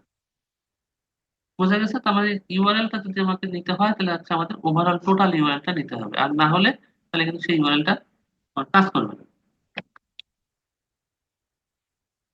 আচ্ছা, এবার হচ্ছে এইচটিটিপি ওভারভিউ। এইচটিটিপি কিভাবে কাজ করে আসলে? একটা পিসি রানিং ফায়ারফক্স ব্রাউজার আছে, এখন সে যদি তোমার হচ্ছে সার্ভারের সাথে কানেক্ট করতে চায়, তখন তাকে কি করতে হবে? আগে হচ্ছে ওয়েব অ্যাপ্লিকেশন রান করতে হবে। ওয়েব অ্যাপ্লিকেশন তোমার রান করে তোমাকে কি করতে হবে? আগে এইচটিটিপি রিকোয়েস্ট মেসেজ পাঠাতে হবে সার্ভারকে। ক্লায়েন্ট কি করবে? তোমার একটা এইচটিটিপি রিকোয়েস্ট মেসেজ পাঠাবে সার্ভারকে। সার্ভার যখন সেই মেসেজটা দেখবে, তবে তখন কি করবে? Web server send object in response. তখন ওয়েব সার্ভার তোমার হচ্ছে এই তুমি যে মেসেজটা, যদি তুমি সাপোজ www.ssq.ac.pt তুমি যদি এই মেসেজটাও পাঠাও সার্ভারের কাছে, তখন সার্ভার তার রিকোয়েস্ট মেসেজে রেসপন্স মেসেজে কি পাঠাবে? তুমি যেই জিনিসটা চাইছো সেই পেজটা পাঠিয়ে দেবে। সেই পেজটাই কিন্তু আসলে রেসপন্স মেসেজ। ক্লিয়ার? আমাদের রিকোয়েস্ট মেসেজ এবং রেসপন্স মেসেজ কোনটা? রিকোয়েস্ট মেসেজটা হচ্ছে আমি যে www.ssq.ac.bd লিখে এন্টার দিলাম, এটা হচ্ছে রিকোয়েস্ট মেসেজ। আর রেসপন্স মেসেজ কোনটা? আমার সামনে যে পেজটা ওপেন হলো সেটা হচ্ছে রেসপন্স মেসেজ।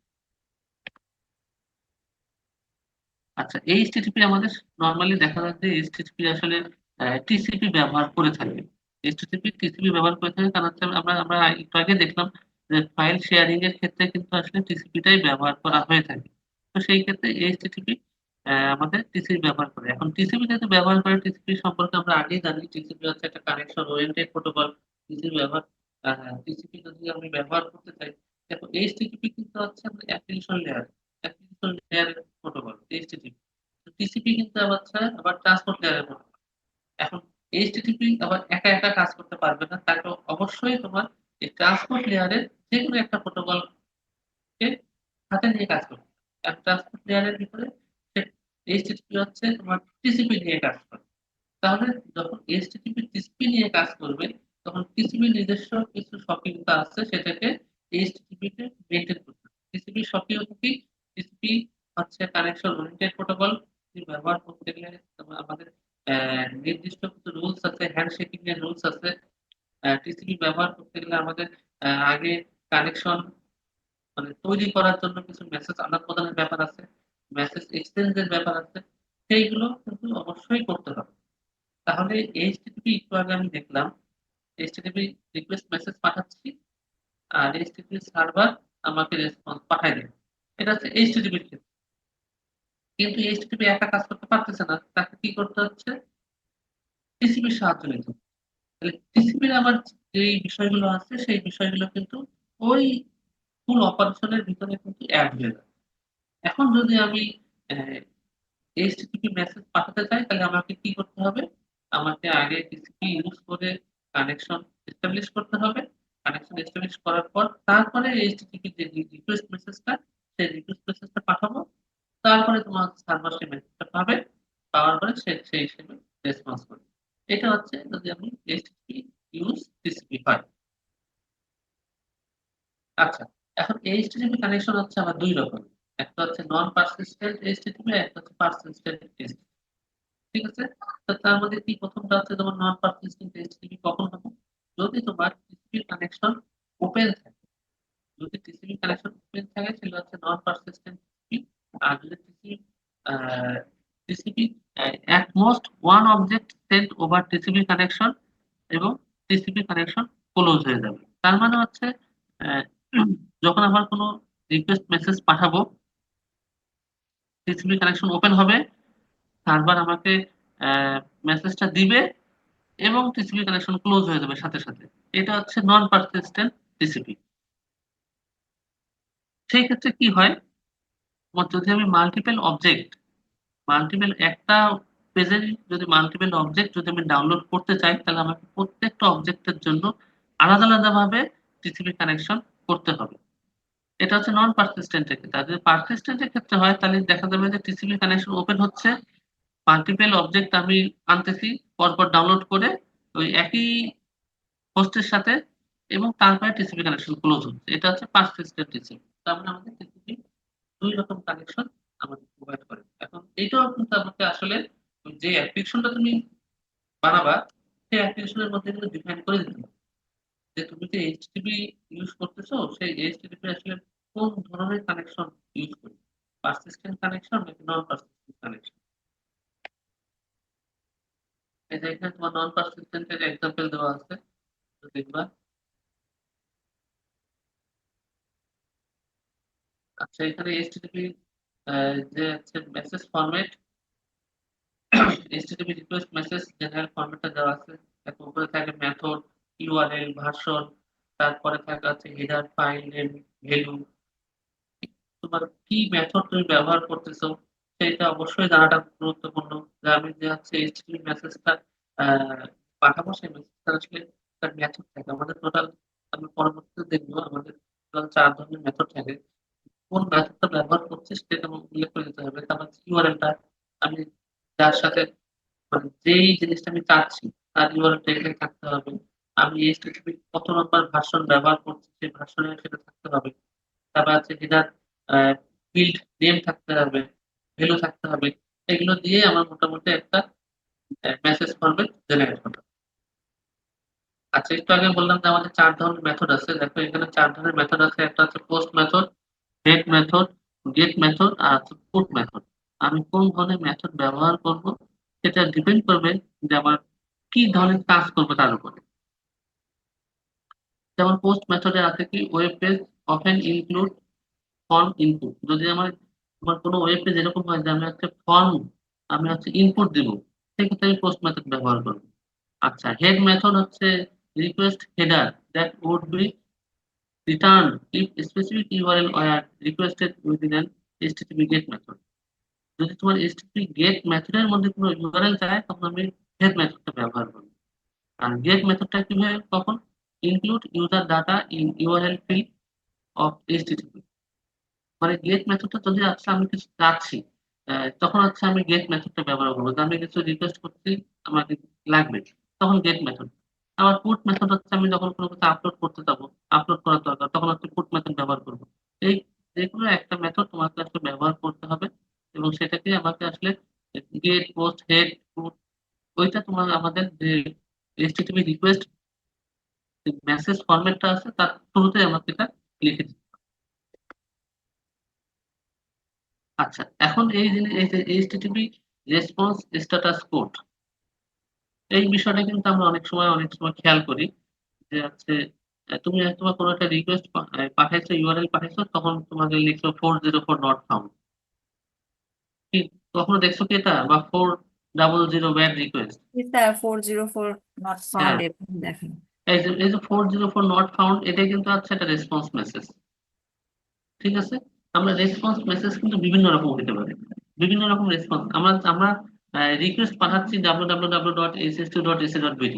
এখন ss2.ac.bd পাঠাচ্ছি, আমাদের যে পেজটা আসতেছে সেই পেজটাও যেরকম হচ্ছে একটা রেসপন্স মেসেজ, কারণ তুমি সঠিক ইউআরএল লিখছো, সবকিছু ঠিকঠাক আছে, তোমার কাছে মেসেজটা চলে আসছে, তোমার ওয়েব পেজটা চলে আসছে, এটাও একটা রেসপন্স মেসেজ। কিন্তু তুমি হচ্ছে যে ইউআরএল লিখছো সেই ইউআরএলটা হয়তো বা এক্সিস্ট করে না, তখন দেখা যাবে যে তোমার হচ্ছে 404 নট ফাউন্ড চলে আসবে, বা 400 ব্যাড রিকোয়েস্ট আসতে পারে, তারপর 301 মুভ পার্মানেন্টলি, বা 200 ওকে, বিভিন্ন রকম মেসেজ আমার কিন্তু আসতে পারে। সব প্রত্যেকটাই কিন্তু আসলে এই রেসপন্স মেসেজ।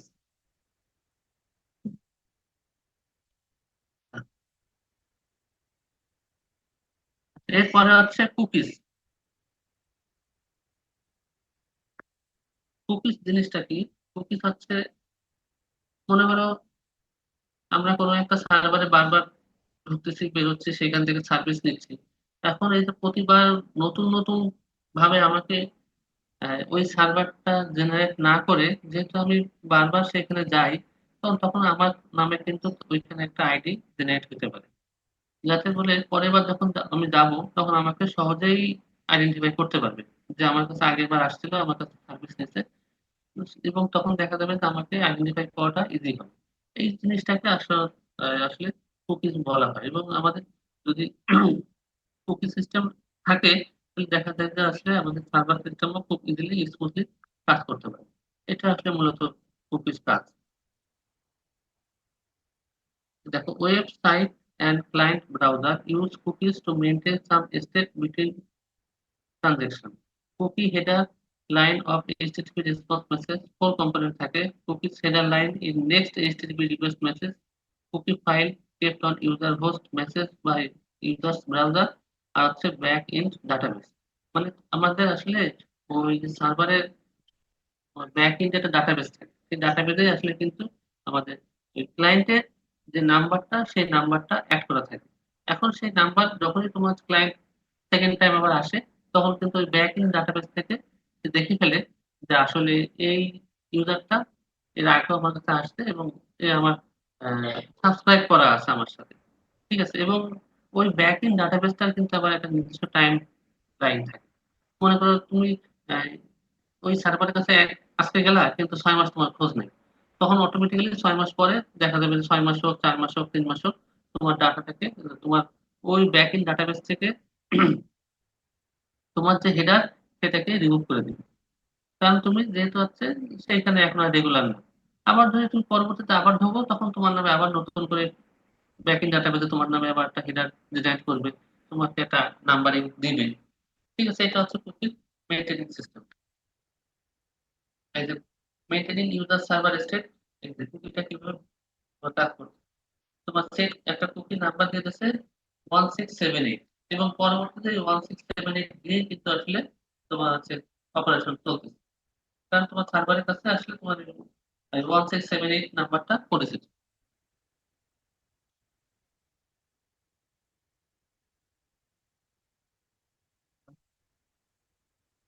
এই সব হচ্ছে কুকির বিহেভিয়ার কেমন ভাবে কাজ করতেছে।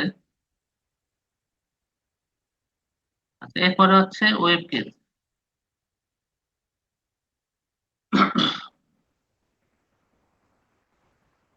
আচ্ছা, ওয়েব কেস কি? Satisfy client request without involving origin server. Web কেসটা আসলে কিছুই না, এটা খুব সংক্ষেপে যদি বলি আমরা, সেটা হচ্ছে প্রসেসর। ঠিক আছে, যেটা কি করে satisfy client request without involving origin server. মানে হচ্ছে আমাদের ক্লায়েন্টরা যখন কোনো রিকোয়েস্ট পাঠায়, সেই রিকোয়েস্টটা সাধারণত আসলে সার্ভারের কাছে যায়। এখন সার্ভার তো আসলে সবাই সার্ভিস দিতে হয়, তোমার একটা সার্ভার না হলেও তোমার মনে করো 1 লক্ষ মানুষকে সার্ভিস দিতে।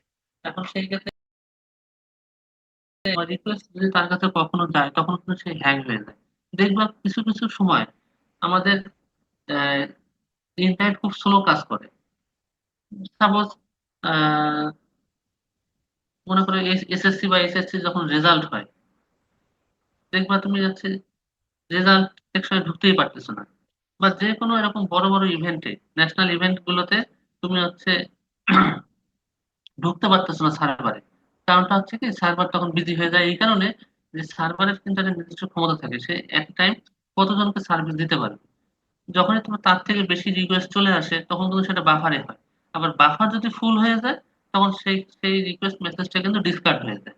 এখন এই ডিসকার্ডের পরিমাণই তখন বাড়তে থাকে, কারণ আমাদের প্রচুর পরিমাণ রিকোয়েস্ট ঢুকতে থাকে, এবং সেই জন্য দেখা যায় যে আমরা আসলে রেসপন্স পাই না। আমরা তখন বলি যে হচ্ছে আমাদের দেশের ইন্টারনেট অবস্থা খুব খারাপ, কোনো কিছু ভালো না, হ্যান ত্যান অনেক কিছু বলি।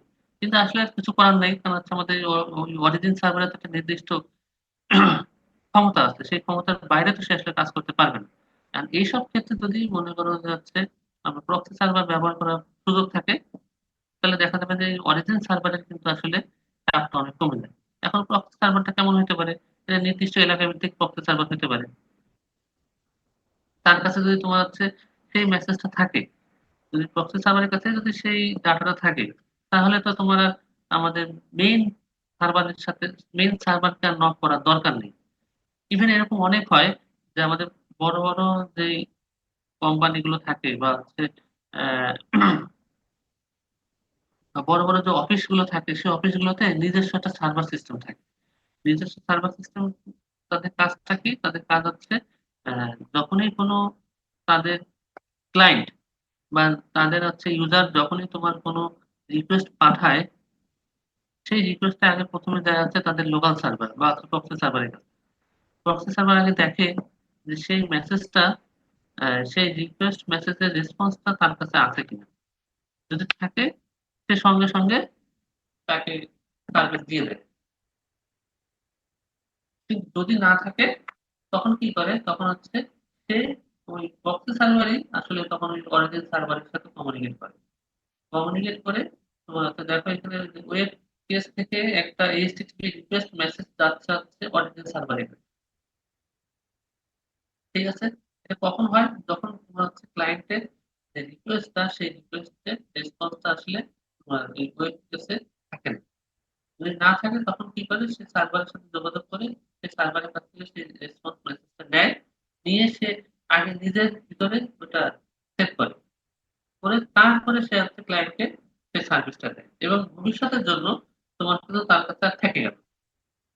পরবর্তীতে যদি হচ্ছে ওই ক্লায়েন্ট বা অন্য ক্লায়েন্ট যদি সেই মেসেজটা চায়, তখন কিন্তু তাকে আর ওই অরিজিন সার্ভার কাছে যাইতে হবে না, সে সরাসরি সার্ভিস দিতে পারবে।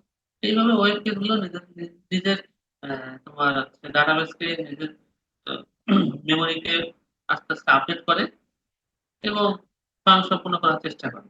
এবং দেখা যায় যে যদি কোনো তোমার ডকুমেন্ট বা যদি কোনো ফাইল অনেক দিন যাবত কেউ নিচ্ছে না, কেউ ব্যবহার করতেছে না, আস্তে আস্তে তলানিতে চলে যাচ্ছে, তখন সে আর নিজ থেকে আর কি ওটাকে আবার পরিষ্কার করা শুরু করে, সবসময় একটা নির্দিষ্ট পরিমাণ মোটামুটি স্পেস ফাঁকা রাখার জন্য। এইটা হচ্ছে আমাদের ওয়েব পেজ বা সার্ভার কাজ। এগুলো সব এক্সাম্পল দেওয়া আছে। তোমার ওয়েব পেজ ব্যবহারের কি কি সুবিধা আছে এগুলো সব ভালো করে দেখবা।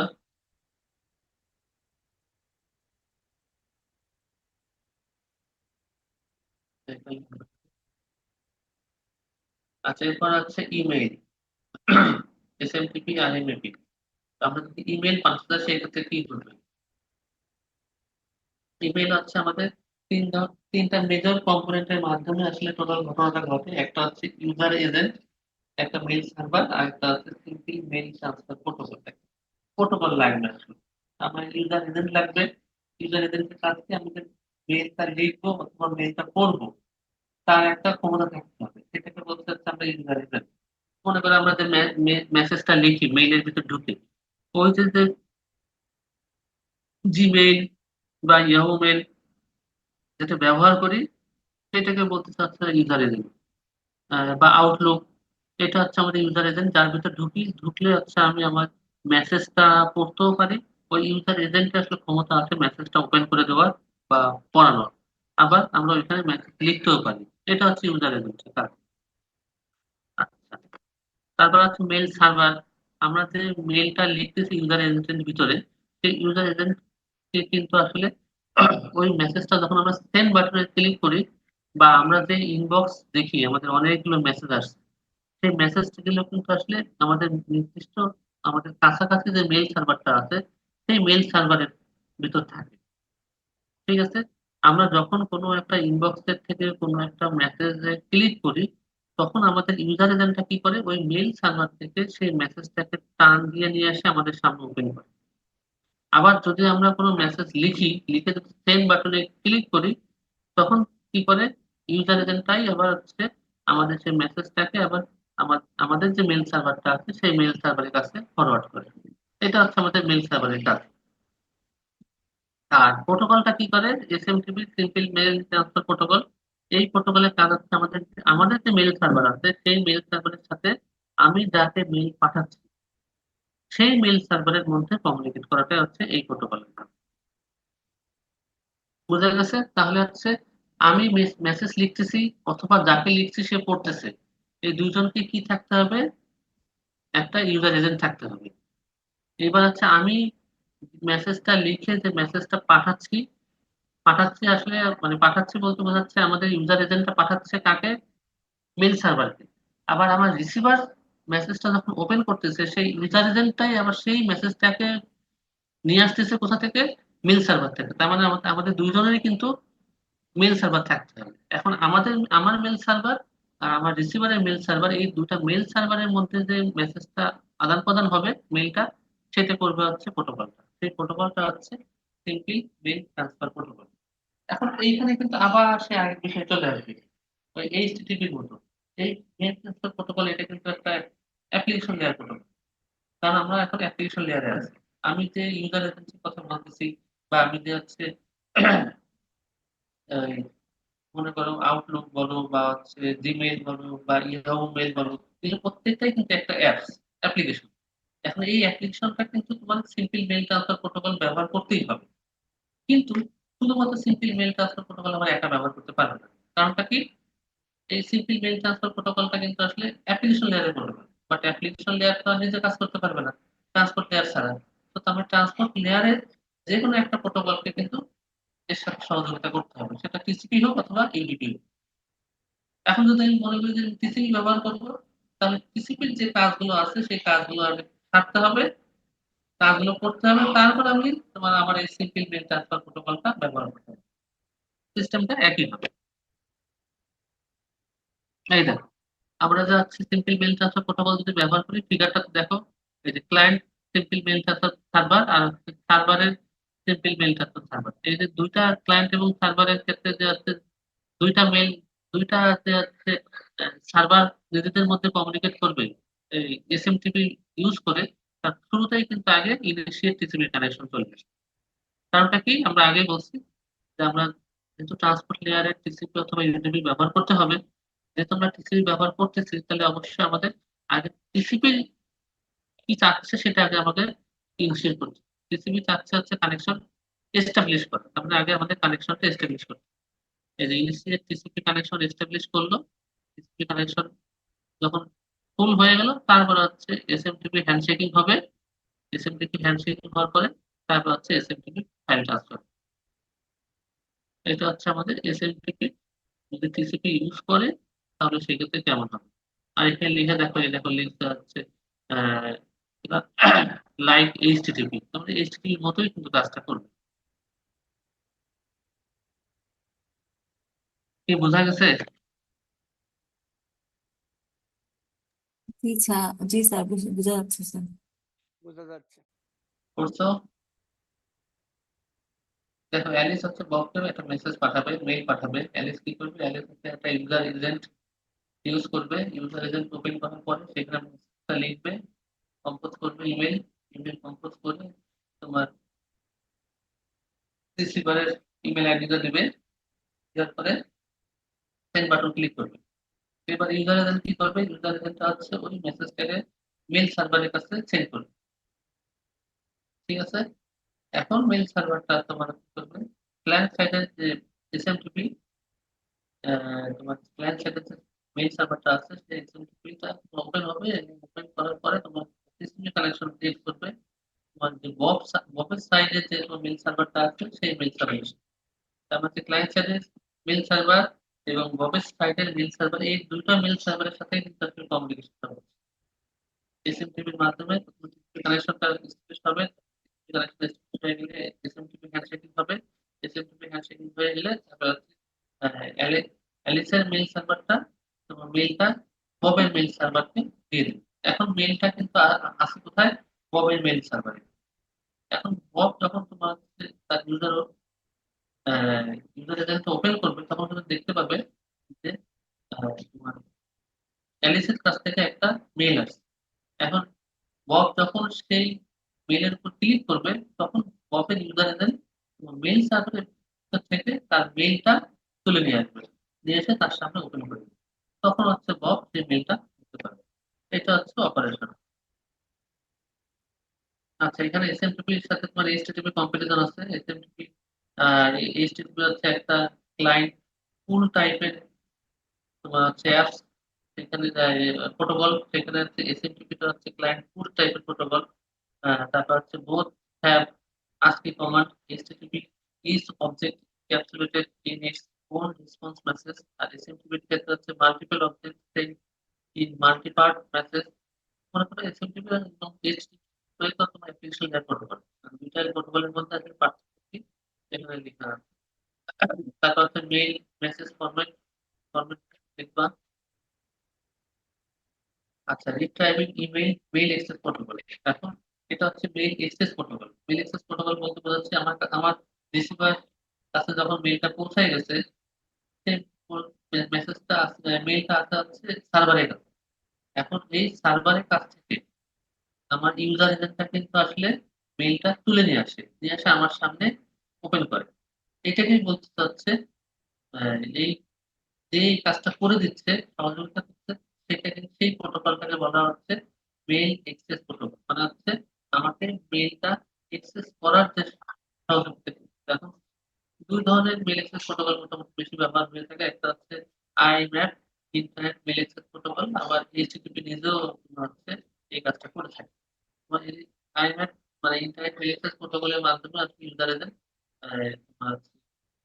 মেইল সার্ভার থেকে মেইলটা তুলে নিয়ে আসতে পারে। আবার এইচটিটিপি অনেক ক্ষেত্রে এই কাজটা করে, যেমন জিমেইল, হটমেইল, ইয়াহু মেইলের ক্ষেত্রে এইচটিটিপি এই সহযোগিতা করে থাকে। আচ্ছা, এরপর হচ্ছে ডোমেইন নেম সিস্টেম বা ডিএনএস। ডিএনএস এর নাম তো তোমাদের সবারই শোনার কথা। ডিএনএস টা হচ্ছে খুব গুরুত্বপূর্ণ আমাদের কমিউনিকেশনের ক্ষেত্রে। এই ডিএনএস টা আসলে আমাদের অ্যাপ্লিকেশন লেয়ারে ব্যবহার হয়ে থাকে। কারণ অ্যাপ্লিকেশন লেয়ার বা একটা অ্যাপ্লিকেশন যখন তৈরি করা হয় সেই অ্যাপ্লিকেশনটা কিন্তু একটা ডিটেল অনেক কিছু চিন্তা করে তৈরি করতে হয়। আমাদের সবসময় চিন্তা করতে হয় যে আমাদের অ্যাপ্লিকেশনটা আসলে নেটওয়ার্কের সাথে নেটওয়ার্ককে ব্যবহার করে কমিউনিকেট করবে। তো নেটওয়ার্ককে যখন সে রিড করতে পারে সেই বিষয়গুলো তাকে চিন্তা করতে হয়। আচ্ছা, এখন এটাকে সহজে বোঝানোর জন্য যে বিষয়টা আছে সেটা হচ্ছে একটা মানুষ তোমার হচ্ছে অনেক কিছু আইডেন্টিফাই থাকতে পারে একটা মানুষের জন্য। যেমন হচ্ছে সিরিয়াল নাম্বার থাকতে পারে, নেম থাকতে পারে, পাসপোর্ট নেম থাকতে পারে। এখন কিন্তু সব থেকে ভালো হয় একটা মানুষকে তার নাম ধরে হচ্ছে মনে রাখা। তুমি তোমাদের ক্লাসে প্রত্যেকের কিন্তু একটা নির্দিষ্ট আইডি আছে। আইডি দিয়ে 4 জন, 5 জন, 10 জনকে মনে রাখা যায়, কিন্তু যদি 1000 জন হয় তাহলে সেই ক্ষেত্রে কিন্তু মনে রাখাটা খুব টাফ হয়ে যায়। ঠিক সেই ক্ষেত্রে আমাদের প্রত্যেকটা হোস্টের একটা করে আইপি অ্যাড্রেস থাকে। প্রত্যেকটা হোস্টেরই একটা করে আইপি অ্যাড্রেস থাকে। এখন সেই আইপি অ্যাড্রেস দিয়ে আসলে 2 জন, 5 জন, 10 জনকে মনে রাখা সম্ভব। বা যখন শত শত তোমার ওয়েব পেজ থাকে বা শত শত তোমার রিসিভার থাকে যাদের সাথে আমি কমিউনিকেট করতে চাই, সবার আইপি অ্যাড্রেস মনে রাখা সম্ভব না। সেই ক্ষেত্রে আমাদের অ্যাপ্লিকেশন লেয়ারে ডোমেইন নেম সিস্টেম নামে সিস্টেম আছে, যে কি করে আসলে আমাদের এই যে হচ্ছে প্রত্যেকের যে আইপি অ্যাড্রেসটা আছে সেই আইপি অ্যাড্রেস এর এগেনস্টে নাম দিয়ে প্রচার করার একটা ব্যবস্থা তৈরি করে দেয়। যার জন্য দেখা যায় যে আমরা www.google.com লিখলে আমাদের কাজ হয়ে যায়। না হলে কিন্তু আমরা আমাদের সেই গুগলের যে আইপি অ্যাড্রেস আছে সেই আইপি অ্যাড্রেস দিয়ে সার্চ দিতে হবে। তো এটা হচ্ছে ডোমেইন নেম সিস্টেমের কাজ। আরেকটা বিষয় আছে সেটা হচ্ছে তোমার যদি ডিস্ট্রিবিউটেড ডাটাবেস যদি থাকে বা মনে করো অনেকগুলো আইপি অ্যাড্রেস আছে, ঠিক আছে, অনেকগুলো আইপি অ্যাড্রেসের একটা নাম, সেটাও তোমার সম্ভব। ঠিক ওই গুগলের ক্ষেত্রে তুমি যদি চিন্তা করো, একটা গুগলের কিন্তু 13-14টা আইপি অ্যাড্রেস থাকতে পারে, তার বেশিও এখন আইপি অ্যাড্রেস হয়ে গেছে। আগে 13-14টা ছিল, এখন আরো বেশি। কারণ অনেক গুগলে তোমার সারা ওয়ার্ল্ডে তোমার না হলে তোমার হচ্ছে মনে করো 20টা সার্ভার আছে। প্রত্যেকটা সার্ভারই কিন্তু তোমার হচ্ছে ওই একটাই নেম, google.com। এখন এই তুমি google.com দিলে তোমার যেই সার্ভারটা তোমার কাছাকাছি থাকবে বা যেই সার্ভারটা তোমার সার্ভিস দিতে পারবে সহজে, তোমার তার কাছে রিকোয়েস্টে চলে যাবে। এই কাজটাই সাধারণত আসলে এই ডোমেন নেম সিস্টেম করে দিচ্ছে। আর যদি এটা না থাকতো, তোমাকে কিন্তু আইপি অ্যাড্রেস ধরে ধরে সার্চ দিতে হতো। এখন একটা আইপি অ্যাড্রেস দিলা, সেটা যদি তোমার হচ্ছে সময় বেশি লাগতেছে, তখন তুমি সেই আইপি অ্যাড্রেস বাদ দিয়ে আবার আরেকটা আইপি অ্যাড্রেস দিলা। এইভাবে তোমাকে কিন্তু চেষ্টা করতে। তো এই অ্যাপ্লিকেশন লেয়ার প্রোটোকলটা আসলে খুব বেশি ইউজফুল এই কারণে যে আমরা এর এর জন্যই সাধারণত দেখা যায় যে প্রত্যেকটা ইউআরএল আমরা আইপি অ্যাড্রেস না লিখে সাধারণত আমরা হোস্টনেম দিয়ে আমরা কাজ হয়ে যায়। আচ্ছা, ডিএনএস সার্ভিস কি কি? একটা হচ্ছে হোস্টনেম টু আইপি অ্যাড্রেস ট্রান্সলেশন করতে পারে, তারপর হোস্ট অ্যালাইজিং করতে পারে, ক্যানোনিকাল অ্যালাইস নেম থাকতে পারে, সেটাকে যদি আমাদের অ্যালাইস নেমও থাকে তা আমার ইউজ করতে পারবো। মেইল সার্ভার অ্যালাইজিং হতে পারে, লোড ডিস্ট্রিবিউশন করে ফেলতে পারে। ঠিক আছে। আচ্ছা, এখন এই যে লোড ডিস্ট্রিবিউশনের ক্ষেত্রে পরবর্তীতে বিষয় একটা কোশ্চেন আসছে, সেটা হচ্ছে হোয়াই নট সেন্ট্রালাইজ ডিএনএস। আমাদের মানে সেন্ট্রালাইজ ডিএনএস আসলে আমরা কেন করি না? তোমরা যখন বই পড়বা তখন ওইখানে দেখবা যে ডিএনএস আসলে তোমার ডিএনএস সার্ভার বা ডিএনএস সিস্টেমটা আসলে কিন্তু তোমার ডিস্ট্রিবিউটেড সবসময় থাকে, বিভিন্ন জায়গায় ডিস্ট্রিবিউট করা থাকে। এখন প্রশ্ন আসছিল যে ডিস্ট্রিবিউট না করে সেন্ট্রালাইজ হলে কি সমস্যা হলো? তখন এখানে তোমার 4টা পয়েন্ট আসছে। সেন্ট্রালাইজ ডিএনএস হলে সিঙ্গেল পয়েন্ট অফ ফেলার। তোমার যদি একটা সেন্ট্রালাইজ ডিএনএস সার্ভার থাকে, তো সেটা যদি তোমার ফেল করে তাহলে পুরো ওয়ার্ল্ডের পুরো ডিএনএস সিস্টেমটাই ফেল করবে। এবার ট্রাফিক ভলিউম, ট্রাফিক তো অনেক বেড়ে যাবে, সারা ওয়ার্ল্ড থেকে সেইখানে সব রিকোয়েস্ট গুলো আসবে। তারপর আছে ডিস্টেন্স সেন্ট্রালাইজ ডাটাবেস। এখন ডিস্টেন্স বিষয়টা হচ্ছে তুমি এখান থেকে পাঠাবে, আবার হচ্ছে আমেরিকা থেকে একজন পাঠাবে। এখন কোন দিক থেকে তোমার কাছে হলে সুবিধা হবে, সেক্ষেত্রে দেখা যাবে যে একটা সমস্যা ক্রিয়েট হবে। আর মেইনটেনেন্সটা অনেক বড় একটা ফ্যাক্টর হয়ে দাঁড়াবে। কারণ যখন তোমার সেন্ট্রালাইজ জিনিস সার্ভার হবে, তখন সেই জিনিস সার্ভারটা হবে বিশাল বড়, এবং তখন সে মেনটেন করা অনেক টাফ হয়ে যাবে। এই জন্য সেন্ট্রালাইজ ডিএনএস সার্ভার না হয় সবসময় হচ্ছে ডিস্ট্রিবিউটেড ডিএনএস সার্ভার।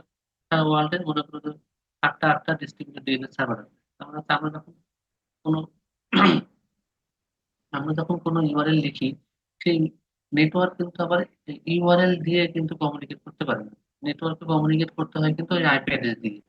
তার মানে প্রথম যে কাজটা হয় সেই কাজটা হচ্ছে ওই ইউআরএল এর যে আইপি অ্যাড্রেসটা আছে সেই আইপি অ্যাড্রেসটাকেই কিন্তু আগে জানতে হবে। তার মানে হচ্ছে ওই ইউআরএলটা আগে পাঠাতে হয় ডিএনএস সার্ভারের কাছে। ডিএনএস সার্ভার ডাটাবেস থেকে সেই ওই ইউআরএল এর যে আইপি অ্যাড্রেস আছে সেই আইপি অ্যাড্রেসটা ইউজারকে পাঠায়।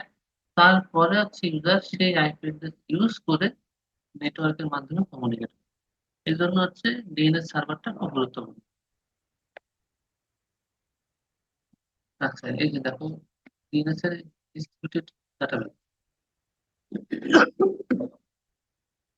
আমাদের প্রথমে হচ্ছে রুট ডিএনএস সার্ভার আছে, তার আন্ডারে তোমার হচ্ছে টপ লেভেল ডোমেন সার্ভার আছে অনেকগুলা। এই যে .com .org .edu এরকম টপ লেভেল ডোমেন সার্ভার আছে। আর তার নিচে আন্ডারে যেগুলো থাকে সেগুলো হচ্ছে অথরিটি ডিএনএস সার্ভার, মানে yahoo.com বা amazon.com বা pbs.org বা .edu, মানে কোনো কিছু .edu। তো এইগুলো বলে হচ্ছে অথরিটি ডিএনএস সার্ভার। এই প্রথম সবার উপরে আছে রুট ডিএনএস সার্ভার, তার নিচে টপ লেভেল ডোমেন সার্ভার, তার নিচে হচ্ছে অথরিটি ডিএনএস সার্ভার। এখন এই ডিএনএস সার্ভার গুলো কিন্তু আবার নিজেদের মধ্যে আবার কমিউনিকেট করে। দেখো টপ লেভেল ডোমেন সার্ভার কিভাবে কাজ করতেছে, তোমার অথরিটি ডিএনএস সার্ভার কিভাবে কাজ করতেছে এখানে আছে। আচ্ছা, এখন ডিএনএস সার্ভার এখন নিজেদের মধ্যে কিভাবে কমিউনিকেশন করে, যখন কোনো হোস্ট কোনো রিকোয়েস্ট পাঠাবে, তখন সেই রিকোয়েস্ট প্রথমে যাচ্ছে হচ্ছে লোকাল ডিএনএস সার্ভার। এখন লোকাল ডিএনএস সার্ভার 1 নম্বর, দেখো লোকাল ডিএনএস সার্ভার কাছে গেছে, লোকাল ডিএনএস সার্ভার যোগাযোগ করতে চাচ্ছে রুট ডিএনএস সার্ভারে। সে আসলে জানতে চাচ্ছে তোমার অথরিটি আসলে জানতে চায় যে অথরিটি ডিএনএস সার্ভারের তোমার হচ্ছে আইডিটা, এখন সেটা জানার জন্য তাকে প্রথমে যাইতে হচ্ছে রুট ডিএনএস সার্ভারের কাছে। রুট ডিএনএস সার্ভারের কাছ থেকে তোমার ঠিকানা নিচ্ছে টপ লেভেল ডোমেনের সার্ভার। এখন রুট ডিএনএস সার্ভারের কাছে টপ লেভেল ডোমেন সার্ভারের ঠিকানা আছে। রুট ডিএনএস সার্ভার সেই ঠিকানা দিয়ে দিল, 3 নম্বরে আসে। 4 নম্বরে আসে লোকাল ডিএনএস সার্ভার কি করলো, টপ লেভেল ডোমেন সার্ভারের কাছে একটা রিকোয়েস্ট পাঠালো ওই অথরিটি ডিএনএস সার্ভার সম্পর্কে জানার জন্য। টপ লেভেল ডোমেন সার্ভার সেই ইনফরমেশন 5 নম্বরে দিয়ে দিল। 5 নম্বরে দিয়ে দেওয়ার পরে লোকাল ডিএনএস সার্ভার এবার কি করবে, 6 নম্বরে তোমার হচ্ছে সরাসরি অথরিটি ডিএনএস সার্ভারের সাথে যোগাযোগ করবে। যোগাযোগ করে অথরিটি ডিএনএস সার্ভারের কাছ থেকে মূল যে ইনফরমেশন পাওয়ার ছিল সেটা নিয়ে 7 নম্বরে আসে লোকাল ডিএনএস সার্ভার। তখন 8 নম্বরে আসে সেই মেসেজটাই তোমার হচ্ছে হোস্টকে দিয়ে দিই।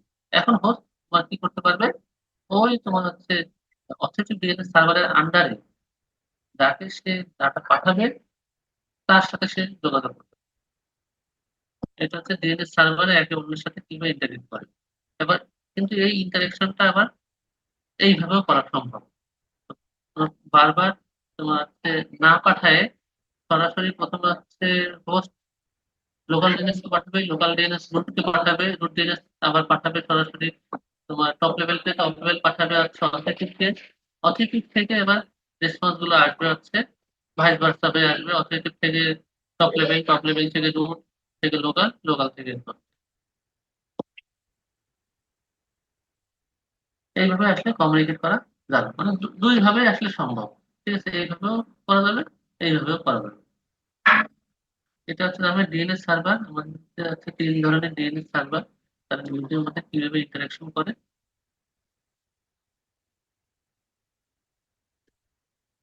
আচ্ছা, এখন এই ডিএনএস এর রেকর্ডের মধ্যে আমাদের যে ডিএনএস ফরম্যাটটা আছে সেই ফরম্যাটের মধ্যে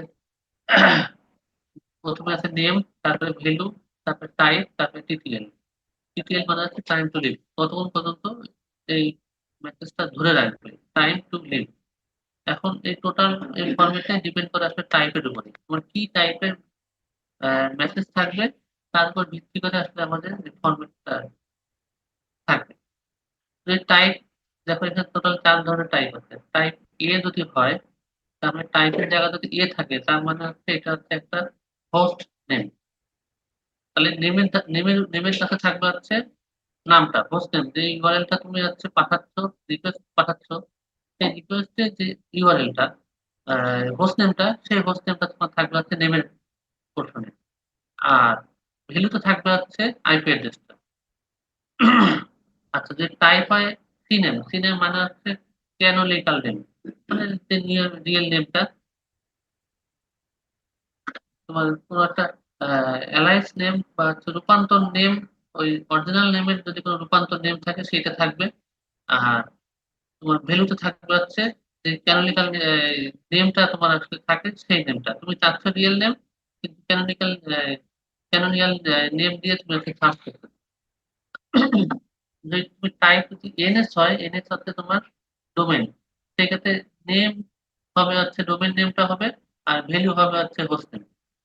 ঠিক সেরকম যদি হচ্ছে ম্যাক্স, টাইপ যদি ম্যাক্স হয় এমএক্স, তাহলে ভ্যালু হবে হচ্ছে SMTP mail server associated with name.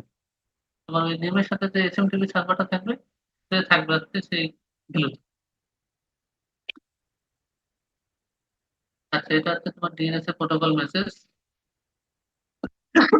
যত রকম মেসেজ ফরম্যাট আছে প্রত্যেকটা মেসেজ ফরম্যাট কিন্তু অবশ্যই দেখবা, মেসেজ ফরম্যাট কিন্তু অবশ্যই পরীক্ষা আসবে।